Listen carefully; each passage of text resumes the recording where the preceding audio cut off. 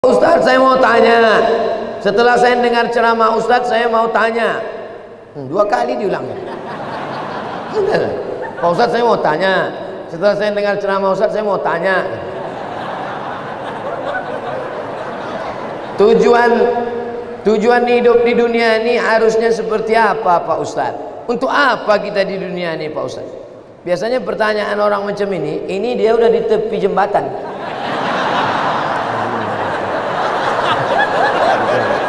Untuk apa hidup ini? Udah streaming. Untuk apa hidup ini?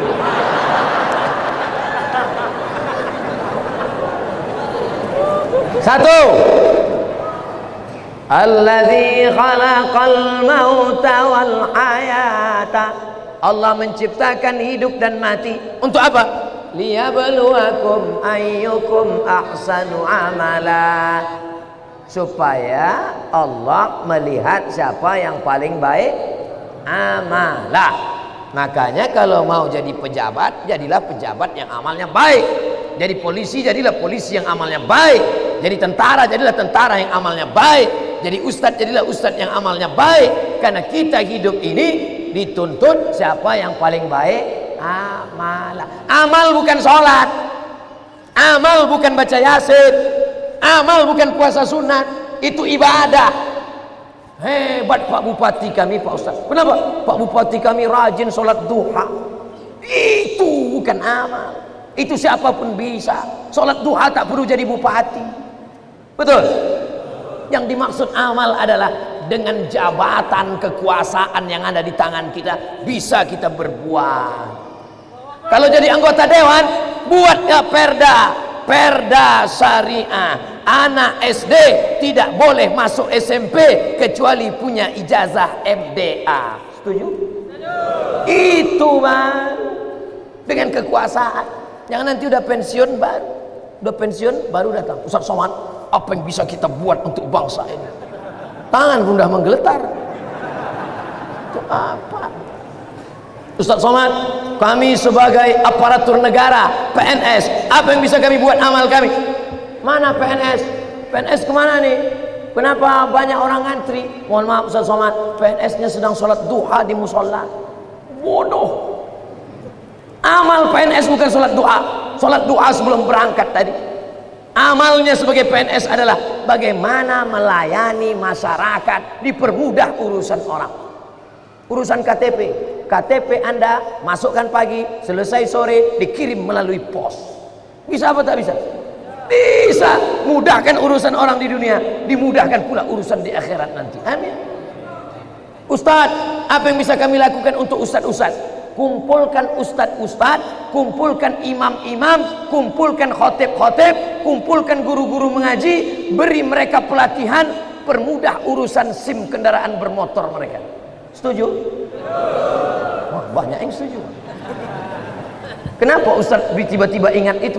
Ingat dulu saya susah ngurus SIM dulu waktu sebelum terkenal. Masya Allah, tabarakallah. Artinya apa? Ketika Allah titipkan jabatan di tanganmu, pakailah.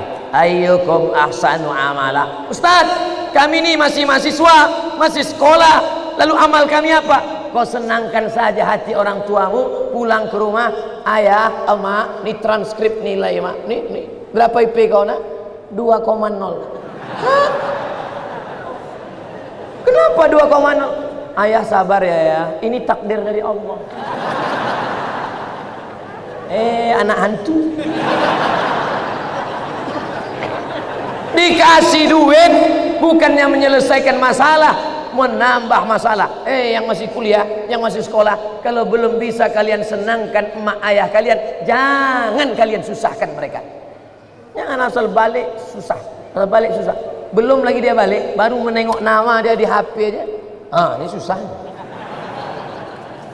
Yang pertama amalah. Yang kedua baru wa ma khalaqtul jinna wal insa illa liya'budun, ibadah. Itulah dia sholat, baca Quran, tahajud, puasa sunat, itu ibadah. Jadi kita ini gunanya di dunia ini cuma 2 saja, amal dengan ibadah. Masuk kantor jam 8 pagi, pulang jam 4 sore. Disiplin, tidak bolos ke mall. Itu namanya amal. Bapak polisi merazia orang melanggar peraturan, saking kan dia mau menegakkan, sampai dipeluknya kaca mobil Kijang Innova. Itu amal apa ibadah? Amal. Amal itu namanya. Ustaz tahu dari mana? Saya tengok tadi di Instagram. Dua itu saja tujuan kita hidup ini, amal dan ibadah. Perbaiki amal, perbaiki ibadah. Banyak orang ibadahnya bagus, amalnya tak bagus. Banyak orang amalnya bagus, ibadahnya tak bagus. Yang lebih parah, amal tak bagus, ibadah tak bagus. Siapa yang amalnya tak bagus, ibadahnya tak bagus, pergi ke jembatan Barelang. Untuk apa ke situ Pak Ustaz? Nah, jangan kau tanya lagi. Saking tak ada lagi kertas dah. Selamat menikmati.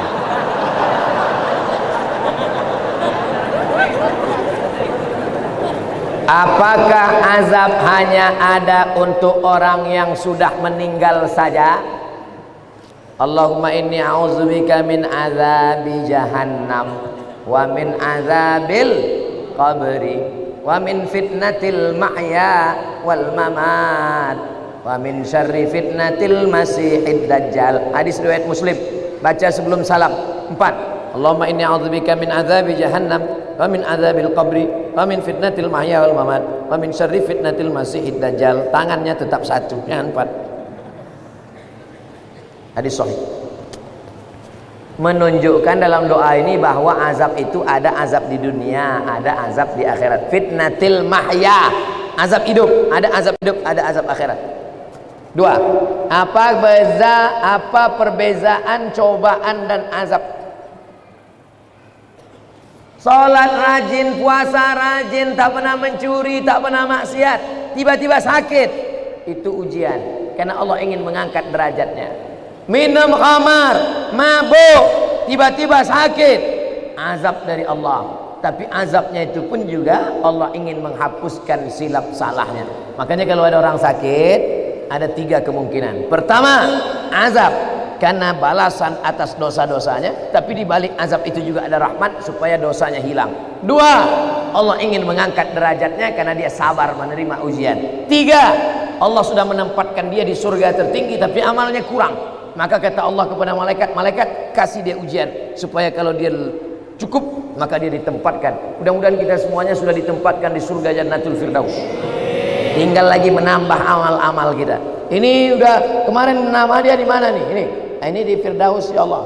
Amal dia gimana? Amal dia kurang-kurang sedikit. Buat dia agak demam-demam puyuh 3 hari. Kalau dia sabar masuk. Kalau nanti Bapak Ibu jamaah Tanjung Pinang masuk ke dalam surga, amin. Pas sampai ke dalam surga, tengok kanan kiri tak ada saya. Mana Ustaz Somad? Cari saya di ruang VVIP. Pede kan Ustaz. Orang Islam mesti pede. Yang ngajarkan dia pede Nabi. Man qala la ilaha illallah Muhammadur Rasulullah dakhalal jannah. Siapa yang mengucapkan la ilaha illallah Muhammadur Rasulullah dakhalal jannah, masuk surga. Ini banyak orang, kau gimana masuk surga? Entahlah Pak Ustaz, nggak pasti lagi. Apa tak pasti? Kau masuk surga, pasti masuk surga. Cuman masalahnya masuknya kapan? Nah itu. Nah, ada yang antriannya panjang, pakai transit delay pula lagi. Nauzubillah.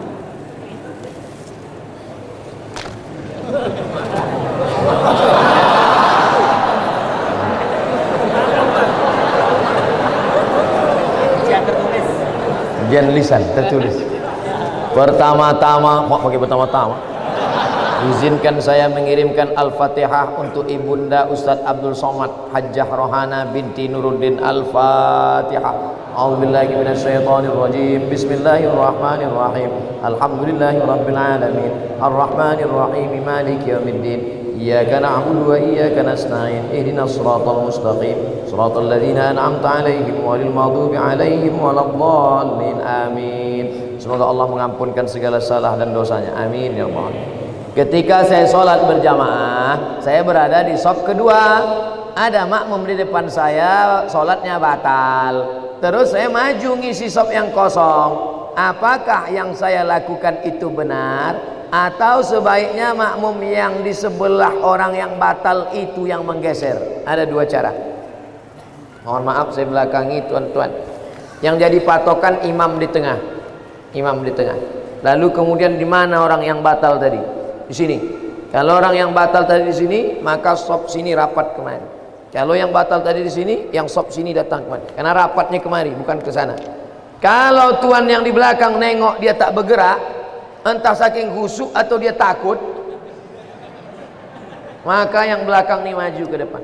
Nampak dia? Tengok beberapa detik tak bergerak, maju ke depan. Nah, nanti baru yang belakang pula maju ke depan. Tak boleh ada sop kosong. Dua cara, samping ni ke tengah atau yang belakang tu ke depan. Bagaimana posisi derajat kedudukan mertua dan orang tua kandung di sisi Allah? Kalau engkau berbakti sama ayahmu, sama emakmu, biasa, karena dia yang mengandung 9 bulan 10 hari, menyusukan 2 tahun. Tapi kalau kau berbakti pada mertuamu, luar biasa. Kenapa?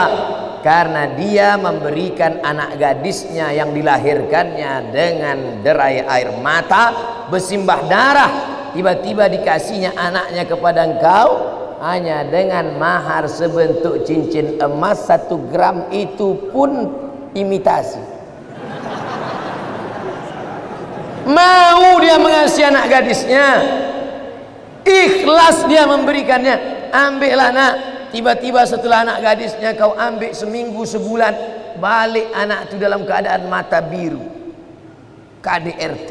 Oh, di mana otakmu kau letakkan?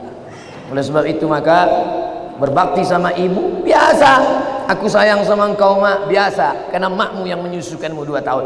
Tapi kalau kau berbakti sama dia, luar biasa, karena dia memberikan anak gadisnya kepada. Hai ibu-ibu, kasih anak gadis kalian sama yang soleh-soleh di Masjid Tanjung Pinang. Tak ada yang mengaminkan, tak dapat lah kalian. Yang mengaminkan yang udah nikah pula, dapat 2 mereka. Tolong diberitahu amalan sunat sebelum tidur malam Pak Ustadz. Wudhu. Sebelum tidur malam berwudhu. Paling bagus lagi sholat witir. Tapi katanya witir tengah malam. Ada 2 sahabat Nabi yang witirnya sebelum tidur. Pertama Abu Hurairah, yang kedua Abu Bakar Siddiq. Ya Aba Bakrin mata tutiru, hai Abu Bakar, kamu witirnya kapan? Ba'dal atama, habis isya salat witir.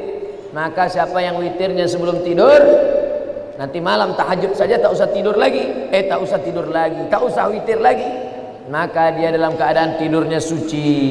Baca kul huwallah, kul ambil falak, kul bin nas, ayat kursi, al-fatihah, subhanallah 33, alhamdulillah 33, Allahu akbar 33. Miring ke kanan, hadap ke kiblat, bismika Allahumma ahya wa amut. Sunnah. Orang sekarang tidur megang remote. Pertama dia nonton TV, lama-lama TV itu nonton dia. Mana mau dapat rahmat barokah? Mati su'ul khotimah. Yang ditonton film hantu. Saya tahu Ustadz tidak merokok, tapi tolong beri saya motivasi untuk stop merokok. Udah capek udah saya cerita rokoknya.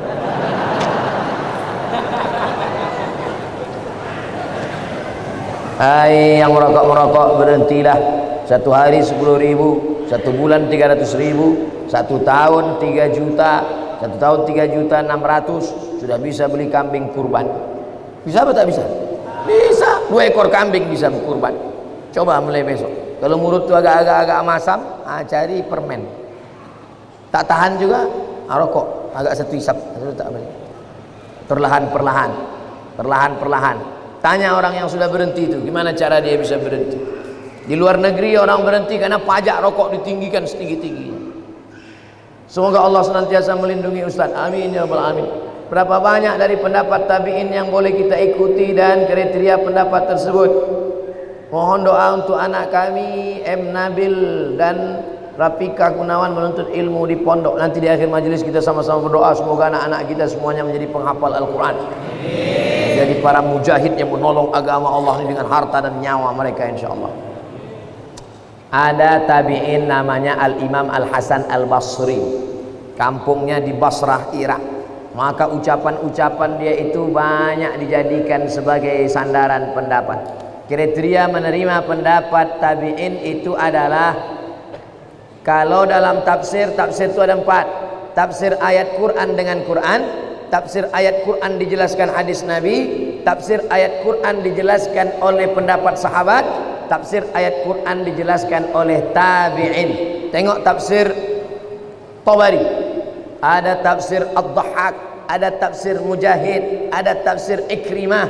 Itu semuanya adalah tabi'in yang memberikan penafsiran. Tapi kalau dia bertentangan dengan Quran, bertentangan dengan sunnah, maka tidak dapat diamalkan. Tapi mustahil mereka membuat-buat pendapat, karena mereka adalah ahlus sunnah wal jamaah. Tabi'in yang condong kepada Qadariyah, Jabariyah, Mu'tazilah, fitnah khalqil Quran, keluar dari ahlus sunnah, maka tak bisa dipakai. Nah, ini semua harus dengan syarat dan ketentuan berlaku. Kalau orang sakaratul maut mengucapkan istighfar, bagaimana tuh Pak Ustaz? Tidak mengucapkan la ilaha illallah. Laqinu mautakum, talqinkan ke telinga sebelah kanan, la ilaha illallah. Nanti lidahnya nampak bergerak, suara udah tak ada lagi, bibir tak lagi bergerak. Hebatnya Allah Ta'ala, ada kalimat kalau diucapkan tak perlu bibir bergerak, lidah saja bergerak, tak bersuara, la ilaha illallah. Kalau sudah mulutnya, lidahnya nampak bergerak la ilaha illallah, diam, jangan ganggu.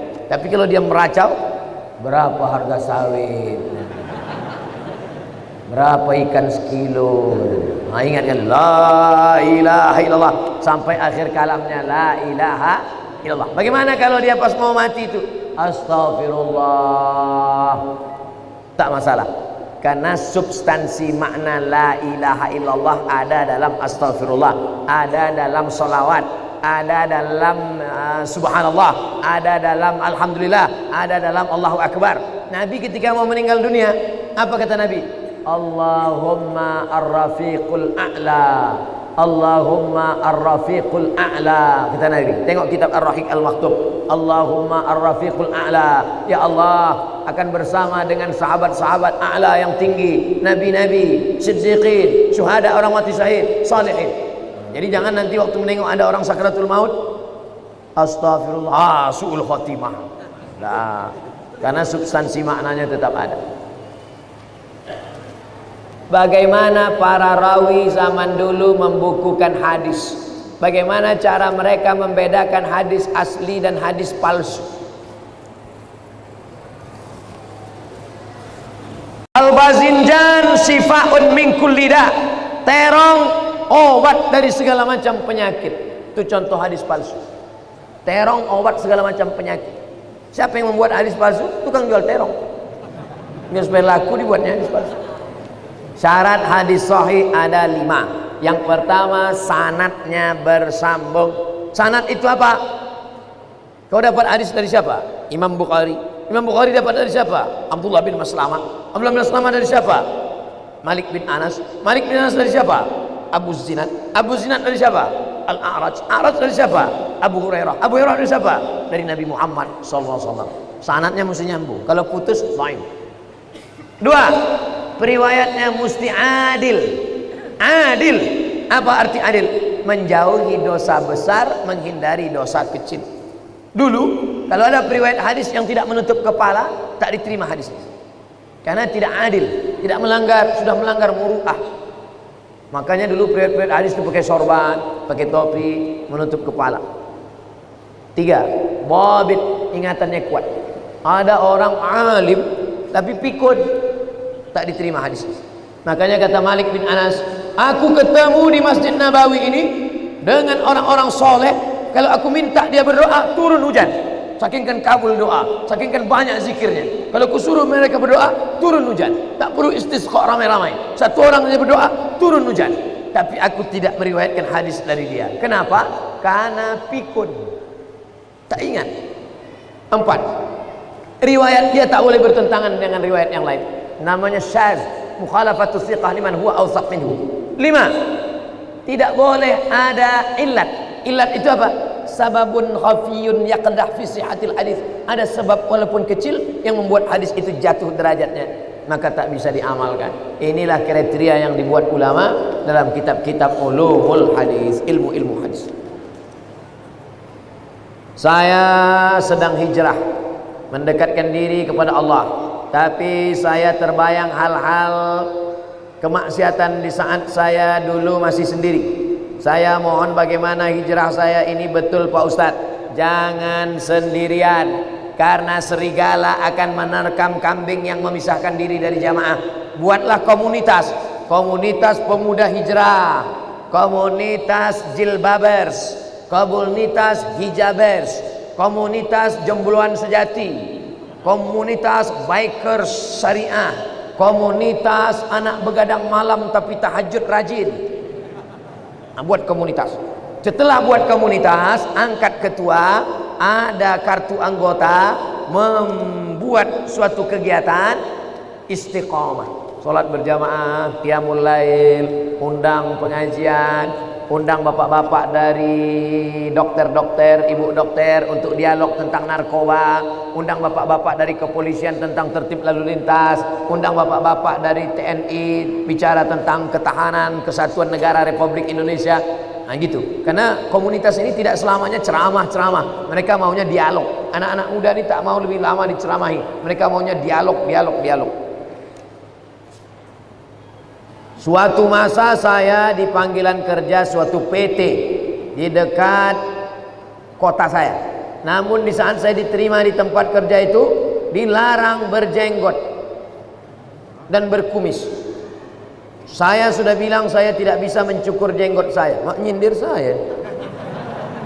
Tapi perusahaan itu masih keras agar saya mencukur jenggot saya. Apa tanggapan Pak Ustadz?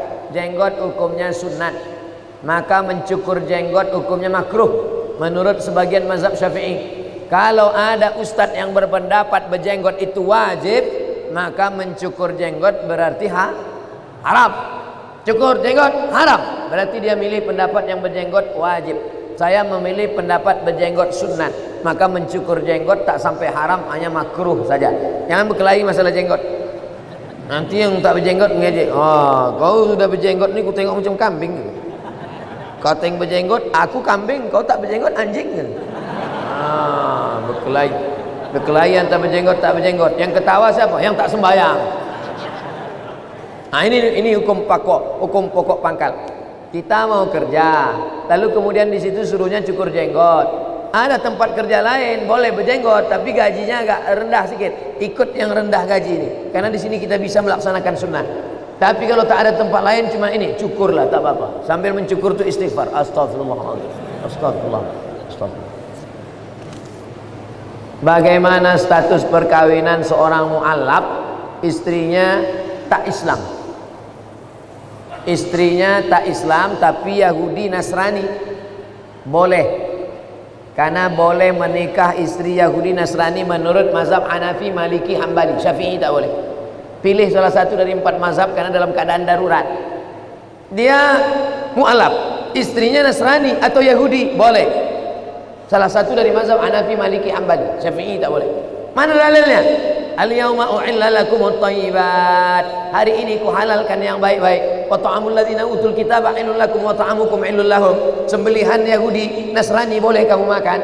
Sembelihan kamu boleh mereka makan. Wal muhsanat, perempuan mereka boleh kamu nikahi. Menurut mazhab Hanafi, Maliki, Hambali. Tapi kalau istrinya Konghucu, Hindu, Buddha, tak boleh. Maka dia harus pisah. Otomatis pisah. Kalau tetap juga dia serumah, dia dihukum berzina. Nah, maka mesti jelas tadi pertanyaannya, istrinya itu Nasrani apa Yahudi? Saya ingin tanya bagaimana cara seorang hamba agar imannya tetap istiqomah menjalankan kewajiban agama di saat imannya down. Al-imanu yazid, naik, wa yanqus, turun. Itu ada satu bab dalam Sahih Muslim. Nama babnya Al-imanu yazid wa yanqus. Iman naik turun. Macam teh sariwangi juga dia. Kapan dia naik? Yazidu bit ta'at. Di dalam masjid bersama orang baik, mendengarkan pengajian, main di karaoke, mendengarkan lagu metal, sama kawan setengah setan, turun. Oleh sebab itu berusahalah tinggal di komunitas. Di lingkungan rumah gabungkan dengan komunitas wirid yasin. Di kantor gabungkan diri dengan komunitas pengajian. Di grup WA ikut grup WA yang mengingatkan, grup WA yang mengirimkan yang tak baik keluar saja dari situ. Nah, jadi untuk menjaga istiqomah ini kita mesti jaga. Dari mulai bangun pagi dengarkan radio pengajian, tonton TV pengajian, sampai di kantor komunitas kawan-kawan yang pengajian. Kertas terakhir. Alhamdulillah dapat bertemu dengan ustadz pertama kali. Saya selalu kemari karena selalu ada halangan untuk ketemu. Pertanyaan, mana yang lebih didulukan, diturunkan lutut apa tangan waktu sujud? Sujud.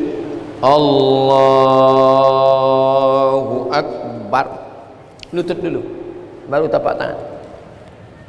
Mazhab Syafi'i. Hadisnya riwayat Abu Wa'il. Sedangkan yang menyebutkan tangan dulu hadis Abu Hurairah, tapi matannya maklub. Maklub artinya terbalik. Tangan dulu. Allahu Akbar, tangan dulu. Nah, baru lutut. Tapi dua-duanya boleh dilaksanakan. Tapi jumhur mayoritas ulama lutut dulu, baru tangan. Tapi kalau ada yang melaksanakan tangan dulu, saya pun tak salahkan. Asal jangan kening dulu. Itu terjungkal namanya. Lutut dulu. Jumhur mayoritas ulama. Kalau ada yang membuat tangan dulu, termasuk buku Sifat Salat Nabi Nasiruddin Albani, kata dia tangan dulu. Tapi mayoritas ulama lutut dulu. Salat istisqa sebaiknya dilakukan pada saat kapan Pak Ustadz? Salat istisqa dilaksanakan pada saat kemarau panjang. Cara pelaksanaannya dua. Yang pertama, sedang khutbah Jumat. Nabi sedang khutbah Jumat, masuk orang Arab Badui. Ya Muhammad, halakatil amwal. Kebun kami kering, kambing kami mati. Nabi sedang khutbah, langsung Nabi angkat tangan, aghithna, aghithna, aghithna, turunkan hujan, turunkan hujan. Selesai salat Jumat, keluar Masjid Nabawi, basah lantai, basah tanah Masjid Nabawi. Begitu kabulnya doa Nabi.